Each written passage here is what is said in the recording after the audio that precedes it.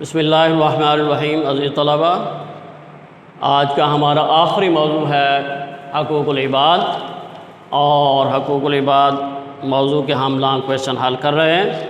سب سے پہلا جو کویشچن ہے وہ حقوق العباد کی فہرست ہے، تو سب سے پہلی ہیڈنگ ہوگی اس میں حقوق العباد کی اہمیت۔ حقوق العباد کی اہمیت اسلام میں حقوق العباد کی ادائیگی پر جتنا زور دیا گیا ہے اتنا کسی اور چیز پر زور نہیں دیا گیا۔ حقوق اللہ کی ادائیگی میں ہونے والی کوتاہی اور غفلت اللہ تعالیٰ معاف کر دیں گے، لیکن حقوق العباد کی ادائیگی میں جس نے کوتاہی اور غفلت برتی تو اسے صرف صاحب حق ہی معاف کر سکتا ہے، ورنہ قیامت کے دن لازماً اس کی تلافی کرنی ہوگی، اس کا نقصان پورا کرنا ہوگا۔ ارشاد ربانی ہے، ارشادات ربانی۔ اللہ تعالیٰ نے ارشاد فرمایا کہ اللہ کی بندگی کرو، اس کے ساتھ کسی کو شریک نہ ٹھہراؤ، والدین کے ساتھ، رشتہ داروں کے ساتھ، یتیموں کے ساتھ، مسکینوں کے ساتھ، رشتہ دار پڑوسی کے ساتھ اور اجنبی پڑوسی کے ساتھ اور ساتھی کے ساتھ، مسافر کے ساتھ اور لونڈی و غلام کے ساتھ نیکی کا سلوک کرو۔ اور ارشاد نبوی، حدیث پاک کا مفہوم ہے کہ قیامت کے دن ایک شخص اللہ تعالیٰ کی عدالت میں اس حالت میں حاضر ہوگا کہ اس کے پاس نیکیوں کے بڑے پہاڑ ہوں گے۔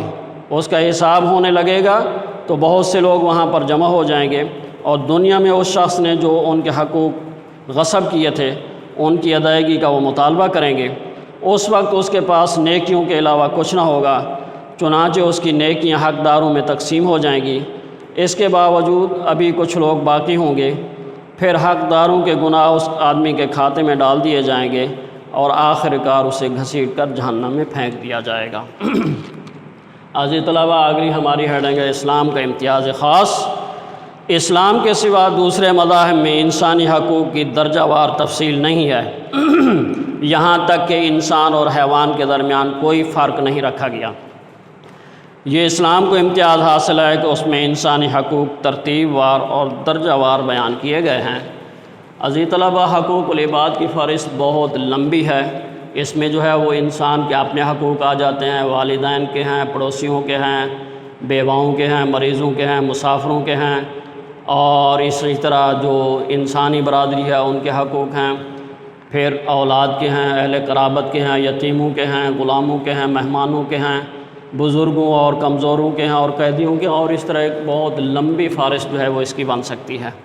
دوسرا ہمارا کویشچن ہے کہ خطبہ حجۃ الوداع کی روشنی میں عورتوں کے حقوق اور ان کے فرائض۔ خطبہ حجۃ الوداع کی روشنی میں عورتوں کے حقوق اور ان کے فرائض۔ اسلام میں عورتوں کے حقوق و فرائض واضح طور پر متعین کر دیے گئے ہیں۔ اسلام نے عورت کو جو عزت اور احترام بخشا ہے وہ کسی اور مذہب نے نہیں دیا۔ عورت خواہ کسی بھی حیثیت میں ہو، ماں ہو، بیٹی ہو، بہن ہو، ہر طرح سے، ہر حیثیت سے اسے اعزاز اور اکرام بخشا گیا ہے۔ اللہ تعالیٰ ارشاد فرماتے ہیں کہ وَلَهُنَّ مِثْلُ الَّذِي عَلَيْهِنَّ، ارشادات ربانی، وَلَهُنَّ مِثْلُ الَّذِي عَلَيْهِنَّ بِالْمَعْرُوفِ، اور اسی طرح ان عورتوں کے حقوق ہیں جس طرح دستور کے مطابق ان کے فرائض ہیں۔ اور ارشاد ہے کہ وَعَاشِرُوهُنَّ بِالْمَعْرُوفِ، اور عورتوں کے ساتھ معقول طریقے سے زندگی بسر کرو۔ ارشادات نبوی، آپ نے ارشاد فرمایا کہ استوصوا بالنساء خیرا، عورتوں کے ساتھ نیک سلوک کرنے کے بارے میں میری وصیت قبول کر لو۔ اور آپ نے یہ بھی ارشاد فرمایا کہ اتقوا اللہ فی النساء، عورتوں کے معاملے میں اللہ سے ڈرو۔ حجۃ الوداع کے خطبے میں ایک بہت بڑے اجتماع سے خطاب کرتے ہوئے آپ نے عورتوں کے حقوق و فرائض کو بیان کرتے ہوئے ارشاد فرمایا کہ لوگوں، عورتوں کے ساتھ اچھے سلوک سے پیش آؤ، کیونکہ وہ تمہارے ماتحت ہیں، تمہیں ان کے ساتھ سختی کا برتاؤ کرنے کا کوئی حق حاصل نہیں، سوائے صورت کے کہ جب ان کی طرف سے کوئی واضح نافرمانی سامنے آئے۔ اگر وہ نافرمانی کریں تو خوابگاہوں میں ان سے الگ رہو، اور انہیں ایسی مار نہ مارو کہ کوئی شدید چوٹ ہے، اور جب وہ تمہاری بات مان کر تمہاری مرضی پر چلنے لگیں تو ان کو ستانے کے خام خواہ بہانے نہ ڈھونڈو۔ آپ نے ارشاد فرمایا کہ دیکھو، سنو، تمہارے کچھ حقوق تمہاری بیویوں پر ہیں اور تمہاری بیویوں کے کچھ حقوق تم پر ہیں۔ ان پر تمہارا حق یہ ہے کہ وہ تمہارے بستروں کو ان لوگوں سے نہ روندوائیں جن کو تم ناپسند کرتے ہو، اور تمہارے گھروں میں ایسے لوگوں کو ہرگز نہ گھسنے دیں جن کا آنا تمہیں ناگوار ہو، اور سنو ان کا تم پر یہ حق ہے کہ تم انہیں اچھا کھلاؤ اور اچھا پہناؤ۔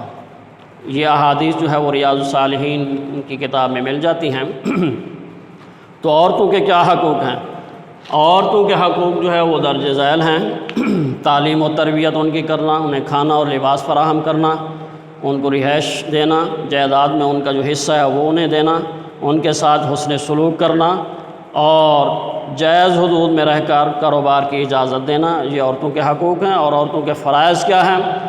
خاوند کی اطاعت و فرمانبرداری کرنا، اپنی عزت اور عصمت کی حفاظت کرنا، گھر کی اشیاء کی امانت کی طرح حفاظت کرنا، گھر کی باتیں اور شوہر کے راز افشا نہ کرنا، یہ عورتوں کے فرائض ہیں۔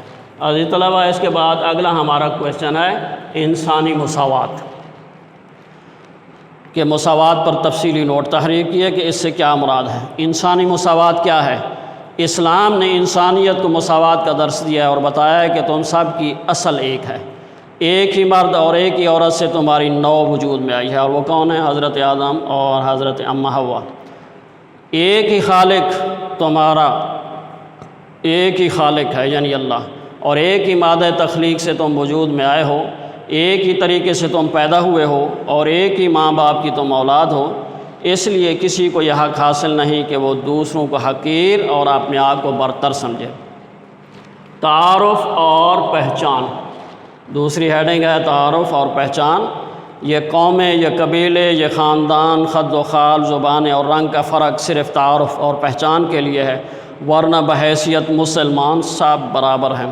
فضیلت و برتری کا معیار، انسانوں کے درمیان اگر فضیلت و برتری کی بنیاد ہو سکتی ہے تو وہ صرف اخلاقی فضیلت ہو سکتی ہے کہ ایک انسان دوسروں سے بڑھ کر اللہ سے ڈرنے والا، برائیوں سے بچنے والا اور نیکی و پاکیزگی کی راہ پر چلنے والا ہو، خواہ کسی بھی قوم، قبیلے، برادری اور کسی بھی مسلک سے تعلق رکھتا ہو، اپنی ذاتی خوبی کی بنیاد پر وہ قابل قدر ہے۔ اللہ تعالیٰ کیا ارشاد فرماتے ہیں اس حوالے سے کہ اے لوگو اپنے اس رب سے ڈرو جس نے تم کو ایک جان سے پیدا کیا، اسی کی جان سے اس کا جوڑا بنایا، پھر ان دونوں سے مرد و عورت سے بہت سے مرد اور عورتیں پیدا کر زمین پر کثرت سے پھیلا دیے۔ اور آپ نے ارشاد فرمایا کہ لوگو تمہارا رب ایک ہے، سارے انسان آدم علیہ السلام کی اولاد ہیں، اور آدم علیہ السلام مٹی سے بنائے گئے۔ آپ فضیلت و برتری کے سارے دعوے، خون و مال کے سارے مطالبے اور سارے انتقام میرے پیروں تلے روندے جا چکے ہیں۔ انسانوں کی تقسیم، اگلی ہیڈنگ ہے فتح مکہ کے موقع پر آپ نے ارشاد فرمایا کہ اس اللہ کا شکر ہے جس نے جاہلیت کا عیب اور تکبر تم سے دور کر دیا۔ لوگوں، تمام انسان بس دو ہی حصوں میں تقسیم ہوتے ہیں۔ کون کون سے؟ ایک گروہ نیک اور پرہیزگار لوگوں کا ہے جو اللہ کی نگاہ میں عزت والا ہے، اور دوسرا گروہ فاجر اور بدبخت انسانوں کا ہے جو اللہ کی نگاہ میں ذلیل ہے، ورنہ سارے انسان آدم علیہ السلام کی اولاد ہیں، اور آدم علیہ السلام کو اللہ نے مٹی سے پیدا فرمایا تھا۔ آپ نے یہ بھی ارشاد فرمایا حجۃ الوداع کے موقع پر کہ لوگوں خبردار رہو، تم سب کا خدا ایک ہے، کسی عرب کو کسی آدمی پر، اور کسی آدمی کو کسی عربی پر، کسی گورے کو کسی کالے پر، اور کسی کالے کو کسی گورے پر تقوی کے سوا کوئی فضیلت حاصل نہیں۔ اللہ کے نزدیک تم میں سب سے زیادہ عزت والا وہ ہے جو سب سے زیادہ پرہیزگار ہے۔ اگلی ہماری ہیڈنگ ہے رنگ و نسل۔ ایک حدیث مبارکہ میں آپ نے ارشاد فرمایا کہ تم سب آدم علیہ السلام کی اولاد ہو، آدم علیہ السلام مٹی سے پیدا کیے گئے تھے۔ لوگ اپنے آباء و اجداد پر فخر کرنا چھوڑ دیں، ورنہ وہ اللہ کی نگاہ میں ایک حقیر کیڑے سے بھی زیادہ ذلیل ہوں گے۔ آپ نے یہ بھی ارشاد فرمایا کہ قیامت کے روز اللہ تعالیٰ تمہارے حسب نسب نہیں پوچھے گا، اللہ کے ہاں سب سے زیادہ عزت والا وہ ہے جو سب سے زیادہ پرہیزگار ہے۔ اللہ تمہاری صورتیں اور مال نہیں دیکھتا، بلکہ وہ تمہارے دل اور تمہارے اعمال کو دیکھتا ہے۔ اسلام کا امتیاز خاص کیا ہے؟ اسلام نے انسانی مساوات اور وحدت کو جو عملی شکل دی ہے اس کی نظیر دنیا کے کسی اور نظام میں نہیں ملتی۔ اسلام نے روئے زمین کے تمام گوشوں میں پھیلی ہوئی بے شمار نسلوں اور قوموں کو ایک امت بنا دیا ہے، اور اللہ تعالیٰ کا ارشاد ہے کہ ان ھذہ امتکم امۃ واحدہ، یہ ایک ہی امت ہے۔ وما کان الناس الا امۃ واحدہ، لوگ جو ہے وہ سب ایک ہی امت تھے۔ تو عزیز طلبہ، اس کے بعد اگلا ہمارا کویشچن ہے وراثت اور قرض کے بارے میں۔ وراثت اور قرض کے بارے میں جو آپ کے ارشادات ہیں کہ وہ کیا کیا ہیں۔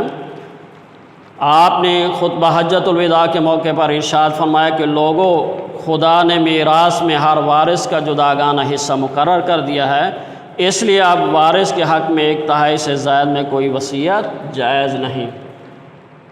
وراثت سے محروم کرنا، آپ نے ارشاد فرمایا کوئی مرد اور کوئی عورت اسی طرح 60 سال تک اپنی عمر اللہ کی اطاعت میں گزارتے ہیں، پھر ان کے مرنے کا وقت آتا ہے تو وصیت کے ذریعے ورثاء کو نقصان پہنچا دیتے ہیں، یعنی ساری عمر جو ہے وہ اللہ تعالیٰ کی اطاعت کرتے رہتے ہیں، جب مرنے کا وقت آتا ہے تو وصیت کے ذریعے ورثاء کو نقصان پہنچاتے ہیں۔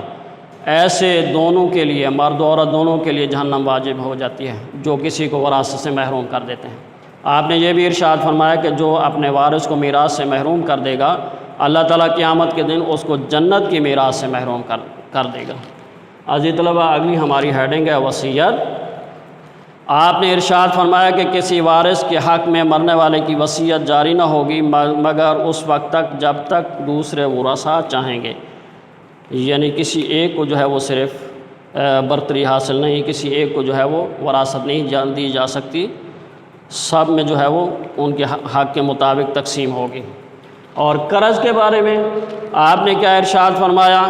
حجۃ الوداع کے موقع پر آپ نے ارشاد فرمایا کہ قرض قابل واپسی ہے، اور قرض دار کو مہلت دینے کا کیا اجر ہے؟ آپ نے ارشاد فرمایا کہ ایک آدمی لوگوں کو قرض دیا کرتا تھا، پھر وہ اپنے کارندے کو جسے قرض کی وصولی کے لیے بھیجتا یہ ہدایت دیتا کہ اگر کسی تنگ دست اور قرض دار کے پاس تو پہنچے تو اس کو قرض معاف کر دینا، شاید اللہ تعالی ہمارے ساتھ درگزر کا معاملہ فرمائے۔ آپ نے فرمایا کہ یہ شخص جب اللہ تعالیٰ سے ملا تو اللہ تعالیٰ نے اس کے ساتھ درگزر کا معاملہ فرمایا۔ اس کے بعد ہے قرض کی معافی۔ قرض کی معافی جو ہے وہ نہیں ہے۔ آپ نے ارشاد فرمایا کہ وہ شخص جس نے اللہ کی راہ میں جان دی ہے، قرض کے سوا اس کا ہر گناہ معاف ہو جائے گا، یعنی شہید کو جو ہے وہ اس کو بھی قرض معاف نہیں ہے، اس کو بھی قرض کی ادائیگی کرنی پڑے گی۔ اس کے بعد اگلی ہماری ہیڈنگ ہے حسن ادائیگی۔ حضرت ابو رافع فرماتے ہیں کہ نبی صلی اللہ علیہ وسلم نے ایک نوعمر اونٹ کسی سے قرض لیا، اونٹ کا بچہ، پھر آپ کے پاس زکوٰۃ کے کچھ اونٹ آئے تو آپ نے مجھے حکم دیا کہ اس آدمی کا نوعمر اونٹ قرض ادا کر دوں۔ میں نے کہا کہ ان اونٹوں میں سے صرف ایک اونٹ ایسا ہے جو بہت عمدہ ہے اور 7 سال کا ہے۔ آپ نے فرمایا کہ وہی اسے دے دو، اس لیے کہ بہترین آدمی وہ ہے جو بہترین طریقے پر اپنا قرض ادا کرتا ہو۔ اس کے بعد عزیز طلبہ، اگلا ہمارا کویشچن ہے ہمسایہ کے حقوق کے بارے میں تاکید، کہ نبی صلی اللہ علیہ وسلم نے ہمسایہ کے حقوق کے بارے میں کیا تاکید فرمائی ہے۔ تو سب سے پہلی ہیڈنگ ہے پڑوسی کے حقوق کے بارے میں تاکید۔ حضور صلی اللہ علیہ وسلم نے ہمسایہ کے حقوق کے بارے میں خاص طور پر تاکید فرمائی۔ آپ نے فرمایا کہ مجھے جبرائیل بار بار پڑوسی کے ساتھ حسن سلوک کی تاکید کرتے رہے، یہاں تک کہ مجھے خیال پیدا ہونے لگا شاید اللہ تعالی ہمسایہ کو وراثت میں شریک کر دیں گے۔ اس کے بعد اگلی ہیڈنگ ہے مومن کا پڑوسی۔ حضرت عبداللہ بن عباس فرماتے ہیں کہ میں نے رسول اللہ صلی اللہ علیہ وسلم سے سنا، آپ ارشاد فرماتے تھے کہ وہ شخص مومن نہیں جو خود پیٹ بھر کر کھانا کھائے اور اس کا پڑوسی جو اس کے پہلو میں رہتا ہے وہ بھوکا ہو۔ عزیز طلبہ، اگلی ہماری ہیڈنگ ہے پڑوسیوں کی خبرگیری۔ آپ نے حضرت ابو ذر رضی اللہ تعالیٰ عنہ سے فرمایا کہ اے ابو ذر، جب تو شوربہ پکائے تو کچھ پانی زیادہ کر دے اور اپنے پڑوسیوں کی بھی خبرگیری کر۔ عزیز طلبہ، مستحق ترین پڑوسی کون سا ہوتا ہے؟ حضرت عائشہ فرماتی ہیں میں نے رسول اللہ صلی اللہ علیہ وسلم سے پوچھا کہ میرے 2 پڑوسی ہیں، ان میں سے کس کے ہاں میں ہدیہ بھیجوں؟ آپ نے فرمایا کہ اس پڑوسی کے ہاں ہدیہ بھیجو جس کا گھر تمہارے گھر سے زیادہ قریب ہو۔ اور پڑوسیوں کے ساتھ جو ہے وہ احسان کا رویہ اختیار کرنا چاہیے۔ آپ نے ارشاد فرمایا کہ جس شخص کو یہ پسند ہو کہ اللہ اور اس کے رسول اس سے محبت کریں تو اسے چاہیے کہ جب وہ گفتگو کرے تو سچ بولے، اور جب اس کے پاس امانت رکھی جائے تو اپنے پاس رکھی گئی امانت کو مالک کے پاس بحفاظت لوٹائے اور اپنے پڑوسیوں کے ساتھ اچھا سلوک کرے۔ اس کے بعد اگلی ہیڈنگ ہے کہ پڑوسی کے ساتھ سلوک کا نتیجہ کیا ہوگا، یا تو جہنم ہوگی یا پھر جنت ہوگی۔ ایک آدمی نے نبی صلی اللہ علیہ وسلم سے کہا کہ فلاں عورت بہت زیادہ نفلی نماز پڑھتی ہے، نفلی روزے رکھتی ہے اور صدقہ کرتی ہے، اور اس لحاظ سے وہ مشہور ہے، لیکن اپنے پڑوسیوں کو اپنی زبان سے تکلیف پہنچاتی ہے۔ آپ نے فرمایا کہ وہ جہنم میں جائے گی۔ اس آدمی نے پھر کہا کہ اللہ کے رسول، فلاں عورت کے بارے میں بیان کیا جاتا ہے وہ کم نفلی پڑھتی ہے، کم نفلی روزے رکھتی ہے اور نفل نماز بہت کم پڑھتی ہے، لیکن پنیر کے کچھ ٹکڑے صدقہ کرتی ہے اور اپنی زبان سے پڑوسیوں کو تکلیف نہیں پہنچاتی۔ آپ نے فرمایا کہ یہ جنت میں جائے گی۔ عزیز طلبہ، آخری ہماری ہیڈنگ ہے پہلا مقدمہ، کہ قیامت کے دن پہلا مقدمہ جو ہے وہ کیا ہوگا، وہ پڑوسیوں کا جھگڑا ہوگا۔ رسول اللہ صلی اللہ علیہ وسلم نے فرمایا کہ قیامت کے دن جن دو آدمیوں کا مقدمہ سب سے پہلے پیش ہوگا وہ دو پڑوسی ہوں گے۔ عزیز طلبہ، قیامت میں حقوق العباد کے سلسلے میں سب سے پہلے اللہ کے سامنے وہ دو شخص پیش ہوں گے جو دنیا میں ایک دوسرے کے پڑوسی رہے اور ایک نے دوسرے کو ستایا اور ظلم کیا۔ ان دونوں کا مقدمہ سب سے پہلے پیش ہوگا۔ تو عزیز طلبہ، ہمسایہ کے حقوق جو ہے وہ بہت زیادہ اہمیت کے حامل ہیں، اور نبی صلی اللہ علیہ وسلم نے ان کے بارے میں بڑی تاکید فرمائی، حضرت جبرائیل نے بھی بڑی تاکید فرمائی، اس لیے ان کا خیال جو ہے وہ رکھنا چاہیے۔ اللہ تعالی ہم سب کا حامی و ناصر ہو۔